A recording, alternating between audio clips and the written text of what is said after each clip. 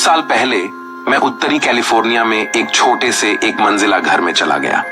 पड़ोस उपनगरों के ठीक बाहर था, जो अंतरिक्ष का सही संतुलन प्रदान करता है, जो पड़ोसी घरों के करीब नहीं है और पास के स्टोर और रेस्तरां से बहुत दूर नहीं है। इस क्षेत्र में सड़क की रोशनी का अभाव था, जिससे यह रात में बहुत अंधेरा हो जाता है, खासकर जब बादलों ने चांदनी को अवरुद्ध कर दिया। एक नर्स के रूप में मैं अक्सर छुट्टियों पर काम करता हूं। एक क्रिसमस दिवस और बाद में नए साल की पूर्व संध्या पर मैंने ओवरटाइम काम करना समाप्त कर दिया और रात में लगभग 7 बजे घर पहुंचा। यह एक बादल की रात थी और जैसा कि मैंने अपने घर तक खींच लिया, मैं केवल यह देख सकता था कि मेरे हेडलाइट्स और फ्रंट पोर्च लाइट को रोशन किया गया था। अपनी कार से बाहर निकलते हुए मैंने सिगरेट के धुएं का एक झटका पकड़ा, जो मेरे घर के चारों ओर एक अजीब खुशबू अपरिचित है। पास में किसी को नहीं देखने के बावजूद मैंने इसे खारिज कर दिया और अंदर चला गया। अपनी पारी से थककर मैंने एक शॉवर लेने और इसे एक रात कॉल करने का फैसला किया। जैसा कि मैं धीरे धीरे सो गया, मैं अचानक अपने घर के अंदर एक शोर से जाग गया। तुरंत चिंतित नहीं, मैंने माना कि मेरा दोस्त कभी कभी रात की कक्षाओं में काम करने के बाद मेरे शॉवर का उपयोग करेगा।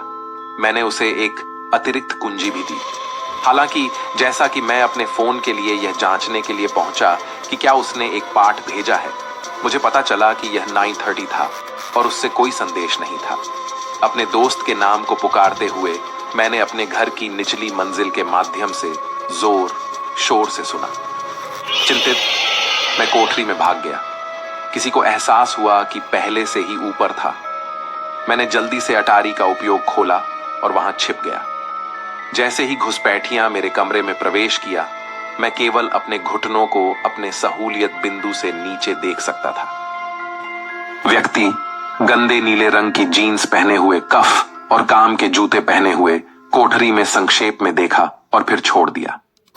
मैंने एक दुर्घटना और हताशा की चीख सुनी। अपने सौतेले पिता के प्रकोप की याद दिलाता है। घुसपैठिया नीचे वापस भाग गया, जिससे अधिक दुर्घटनाएं हुई। कुछ समय बाद शोर बंद हो गया और मैं सावधानी से पुलिस को फोन करने के लिए नीचे चढ़ गया। कोठरी से बाहर निकलते हुए मैंने अपने फ्लिप ओवर बिस्तर पर ध्यान दिया। अपने सेल फोन को खोजने में असमर्थ, मैंने पुलिस को कॉल करने के लिए लैंडलाइन का उपयोग किया। उन्होंने जबरन प्रवेश, सिगरेट बट्स और दवा के उपयोग से जुड़े आइटम के सबूत खोजे।